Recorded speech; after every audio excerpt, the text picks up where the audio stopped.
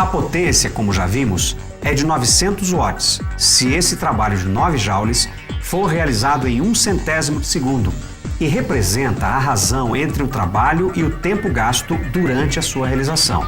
O motor de combustão interna possui êmbolos como esse, que são capazes de realizar trabalhos rápidos e sucessivos, devido à disposição dos seus componentes e seus mecanismos internos.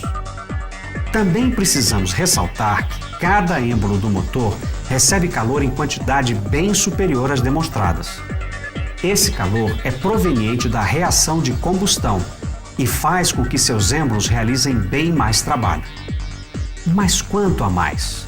Serão necessários novos experimentos para essa demonstração, mas antes de realizá-los, vamos conhecer os principais componentes do motor e os seus principais mecanismos, para conseguirmos associar esses experimentos ao comportamento real dos êmbolos no motor e também entendermos sua capacidade de liberar calor nos cilindros. Veja.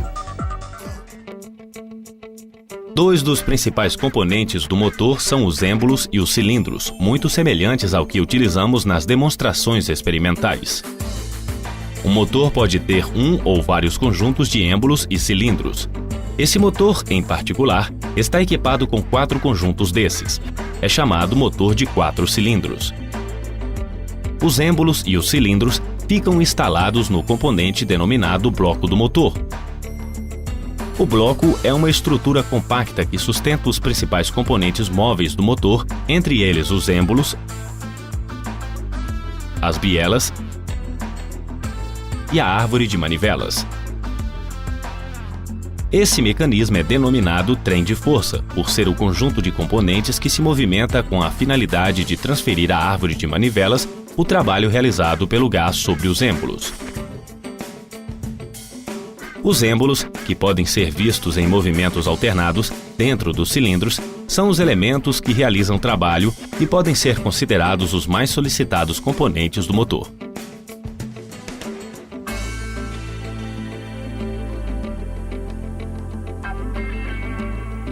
As diferenças entre os êmbolos desse motor real e o êmbolo do nosso experimento estão na sua geometria, adequada para a distribuição de força e transferência de calor.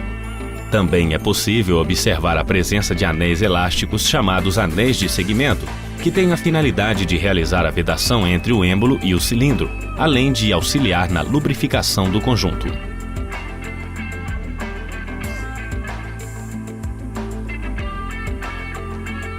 Na parte superior, os cilindros são vedados pelo cabeçote, uma estrutura complexa que possui incorporado a superfície das câmaras de combustão de cada cilindro. O cabeçote e o bloco do motor apresentam vedação perfeita, realizada por uma junta especial capaz de absorver as dilatações, mantendo o sistema perfeitamente estanque. As câmaras de combustão, que podem ser melhor visualizadas em vista lateral, são identificadas como uma pequena região entre o topo do êmbolo e a superfície inferior do cabeçote. É nessa região que a combustão ocorre, e é através do calor liberado durante esse processo que o gás realiza trabalho sobre o êmbolo, empurrando-o para baixo de forma equivalente ao experimento apresentado.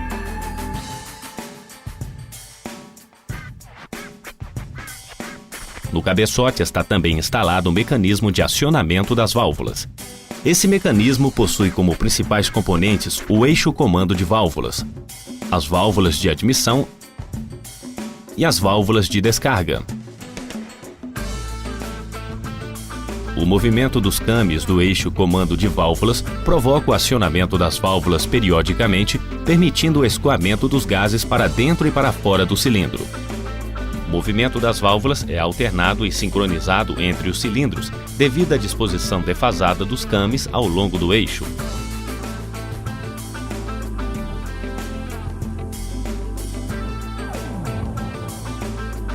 A válvula de admissão tem como objetivo permitir a admissão de ar e combustível no momento adequado, preenchendo o cilindro de mistura combustível-ar necessária para a realização do processo de combustão.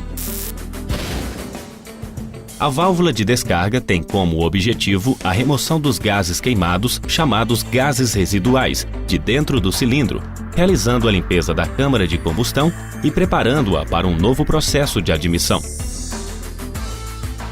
movimento das válvulas é alternado e sincronizado entre os cilindros, devido à disposição defasada dos cames ao longo do eixo.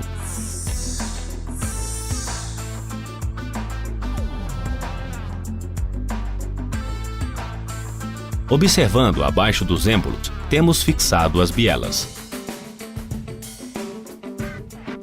O pino munhão é o componente que permite o acoplamento entre o êmbolo e a biela, de forma que ela tenha um movimento do tipo pêndulo para se deslocar com liberdade lateralmente.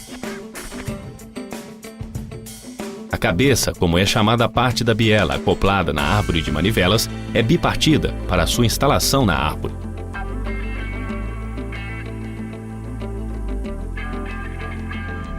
Entre o colo das bielas e os mancais móveis da árvore de manivelas estão instalados os casquilhos.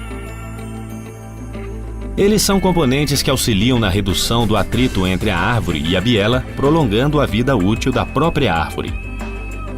Nos mancais fixos da árvore também estão instalados seus respectivos casquilhos com funções similares aos dos mancais móveis, evitando, portanto, que a árvore se desgaste prematuramente.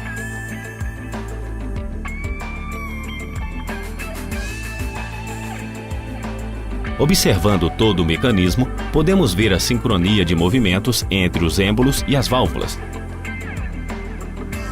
Esse sincronismo é obtido por meio da correia dentada que conecta a árvore de manivelas ao eixo comando de válvulas. Tanto a correia quanto a engrenagem motora da árvore e movida do comando possuem um número par de dentes de sincronismo e, uma vez instalada, mantém uma proporcionalidade de rotação de 2:1 entre a engrenagem da árvore e a engrenagem do comando. Por meio da correia, todos os movimentos dos êmbolos são realizados em perfeita sincronia com o movimento das válvulas, permitindo que sejam descritos os ciclos de operação do motor. O movimento dos êmbolos também é sincronizado em nível de projeto pela própria disposição dos braços da árvore, de forma que cada cilindro execute seus processos alternadamente um com o outro. Esse conjunto, formado pelo bloco, cilindros, êmbolos, bielas, árvore de manivelas, cabeçote e trem de válvulas, constituem os principais componentes do motor e são o mínimo necessário para que possam ser realizados os sucessivos trabalhos.